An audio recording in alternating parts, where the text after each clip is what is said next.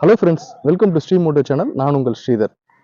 காரில் ட்ராவல் பண்ணுறதுன்றது நம்ம எல்லாருக்குமே ரொம்ப பிடிச்சமான விஷயம். ஏன்னா கார் ட்ராவல்ன்றது கம்ஃபர்ட், கன்வீனியன்ஸ் அண்ட் ஜாய்ஃபுல்லானது.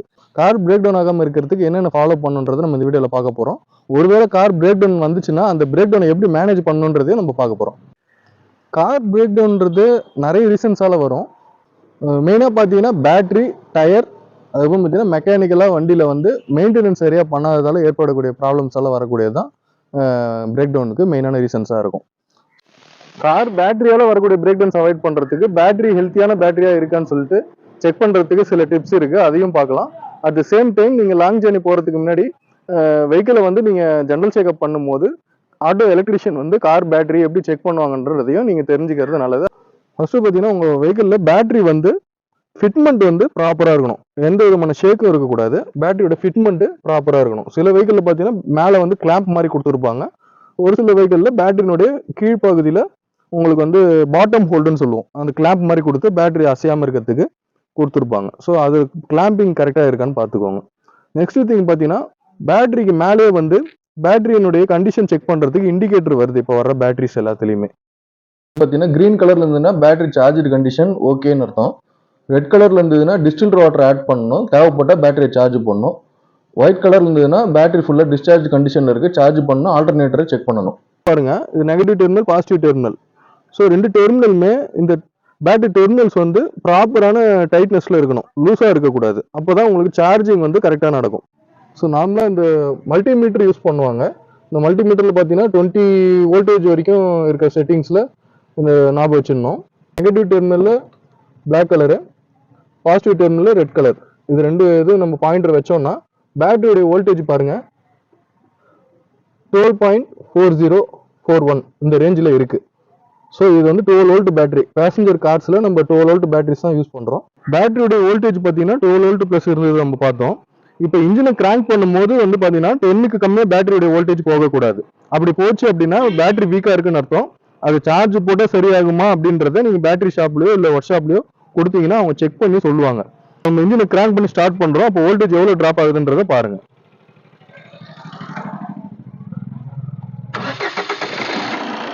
இப்போ பாருங்க, இந்த பேட்டரியில 11 பாயிண்ட் சம்திங் தான் குறைஞ்சது, அதுக்கப்புறம் பிளஸ்ல வருது. ஓகேங்களா? இப்போ சார்ஜிங் வோல்டேஜ் வந்து இப்போ இன்ஜின் ஸ்டார்ட் ஆனதுக்கு அப்புறம் பார்த்தீங்கன்னா ஆல்டர்னேட்டர் ஃபங்க்ஷன் ஆயிட்டு உங்களுக்கு வந்து 13 பிளஸ்ல இருக்கணும். 13 to 14.5 வரைக்கும் பேட்டரியோட சார்ஜிங், ஆல்டர்னேட்டரோட சார்ஜிங் வோல்டேஜ் இருக்கும்.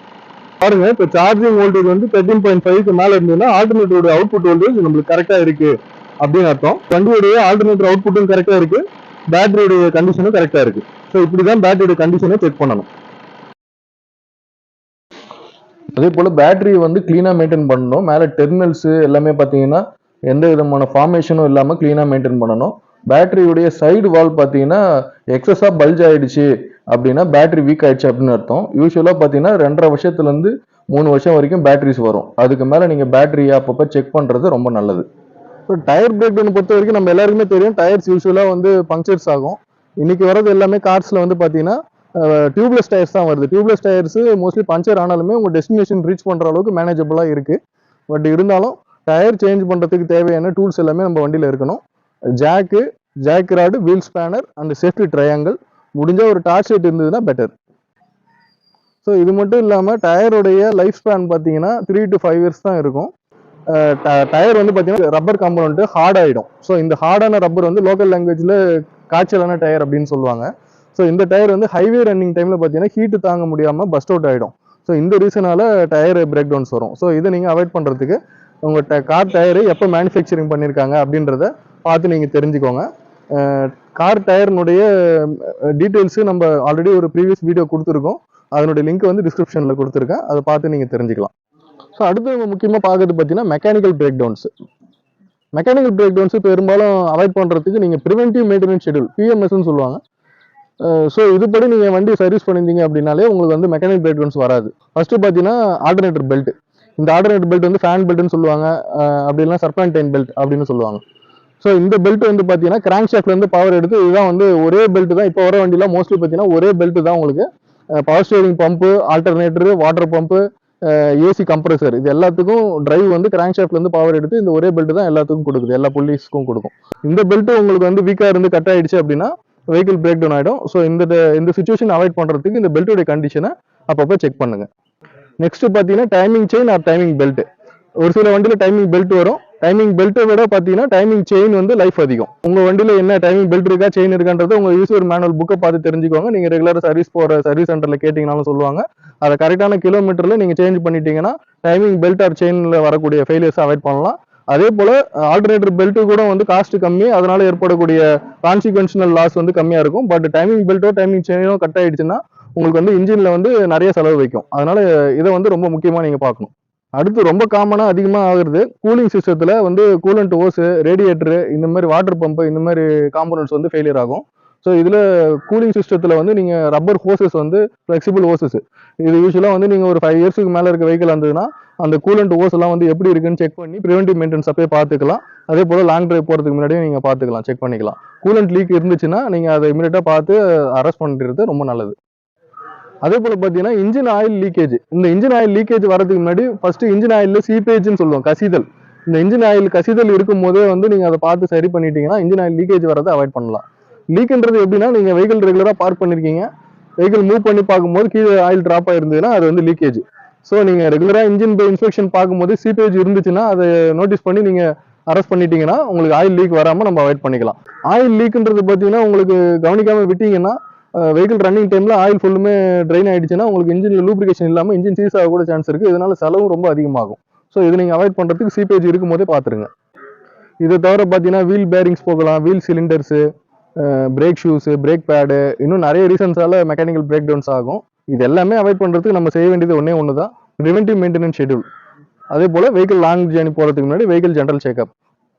ஸோ அடுத்து இப்போ பிரேக் டவுன் ஒருவேளை நம்ம பிரேக் டவுன் ஆயிடுச்சு அப்படின்னா அதை எப்படி மேனேஜ் பண்றதுன்றதை இப்போ பார்க்க போறோம். ஹைவே ரன்னிங்ல இருக்கும்போது உங்களுக்கு பிரேக் டவுன்ஸ் இருந்துச்சுன்னா நீங்க இமீடியட்டா டோல் பிளேஸாவை கான்டாக்ட் பண்ணலாம். அவங்க உங்களுக்கு இமீடியட் சப்போர்ட் கொடுப்பாங்க. நெக்ஸ்ட் பாத்தீங்கன்னா உங்களுடைய கார் மேனுஃபேக்சரர் மோஸ்ட்லி பாத்தீங்கன்னா இப்பெல்லாம் 24/7 சர்வீஸ் கொடுக்குறாங்க. டோல் ஃப்ரீல உங்களுக்கு 24/7 நம்பர் கொடுத்துருப்பாங்க. அந்த நம்பருக்கு நீங்க கால் பண்ணி சப்போர்ட் கேட்டு பார்க்கலாம். அடுத்து ரொம்பவே முக்கியமானது பாத்தீங்கன்னா ரோட் சைடு அசிஸ்டன்ஸ் பிளான்ஸ். இதை பத்தி நிறைய பேர் அவேர்னஸ் இல்லாம இருக்காங்க. ரோட் சைடு அசிஸ்டன்ஸ் பிளான்ன்றது பாத்தீங்கன்னா 2 வகையில இருக்கு. ஒன்னு வந்து பாத்தீங்கன்னா மை டிவிஎஸ், அப்புறம் வந்து பாத்தீங்கன்னா 5K கார் கேர், இந்த மாதிரி கம்பெனிஸ் வந்து ரோட் சைடு அசிஸ்டன்ஸ் பிளான் கொடுக்குறாங்க. இது வந்து 1 இயர் பிளான். இது வந்து நம்ம இப்போ சப்ஸ்கிரைப் பண்ணி வச்சுட்டோம் அப்படின்னா 1 இயருக்கு நம்ம எப்போ பிரேக் டவுன் சப்போர்ட் வேணாலும் அவங்க நம்ம 24/7 கால் பண்ணால் அவங்க வந்து சப்போர்ட் பண்ணுவாங்க. உங்களுக்கு வந்து ஃபியூல் கம்மியாக இருக்குது, ஃபியூல் டாப் அப் பண்ணணும் அப்படின்னாலும், இல்லை பேட்டரி ஜம்ப் ஸ்டார்ட் தேவைப்படுது அப்படின்னாலோ, இல்லை வேற எந்த சப்போர்ட் வேணாலும் ஃபர்ஸ்ட் நம்ம பிரேக் டவுன் ஆன இடத்துல நம்மளுக்கு வந்து சப்போர்ட் பண்ணுறதுக்கு ஒரு ஆத்தரைஸ்டு பர்சன் வேணும். ஸோ அதுக்கு நம்ம இந்த ரோட் சைடு அசிஸ்டன்ஸ் பிளான் வந்து ரொம்ப முக்கியமானது. இது மட்டும் இல்லாமல் கார் இன்சூரன்ஸ் பாலிசி நீங்கள் ரினியூல் பண்ணும்போது உங்களுக்கு வந்து ஓன் டேமேஜ் ப்ரீமியம் நீங்கள் பே பண்ணும்போது ஒரு ஆப்ஷன் ஒன்று கேட்கும். நீங்க ஏஜென்ட் கிட்ட கேட்டீங்கன்னா சொல்லுவாங்க, நீங்க ஆன்லைன்ல பண்றதா இருந்தாலும் கண்டிப்பா அந்த ஆப்ஷன் கேட்கும். ரோட் சைடு அசிஸ்டன்ஸ் அப்படின்னு சொல்லி ஒரு தனியா அடிஷனல் பிரீமியம் நீங்க பே பண்ற மாதிரி வரும். ஸோ அந்த பிரீமியம் நீங்க ஒரு அடிஷனல் பேர்டனா நினைக்காம நீங்க அதை பே பண்ணி வச்சிருந்தீங்கன்னா உங்களுக்கு வந்து ரோட் சைடு அசிஸ்டன்ஸ் கண்டிப்பா கிடைக்கும். அதே போல பாத்தீங்கன்னா கார்ல tow bar, tow belt with hook இருக்கிறது ரொம்ப நல்லது. ஃப்ரெண்ட்ஸ், நம்ம எல்லாருமே பிரேக் டவுன்ஸ் இல்லாம ஹாப்பியா ட்ரை பண்ணுறது தான் என்னுடைய ஆசை. வீடியோ பிடிச்சிருந்தா லைக் பண்ணுங்க, ஷேர் பண்ணுங்க, சப்ஸ்கிரைப் பண்ணுங்க. தேங்க்ஸ் ஃபார் வாட்சிங்.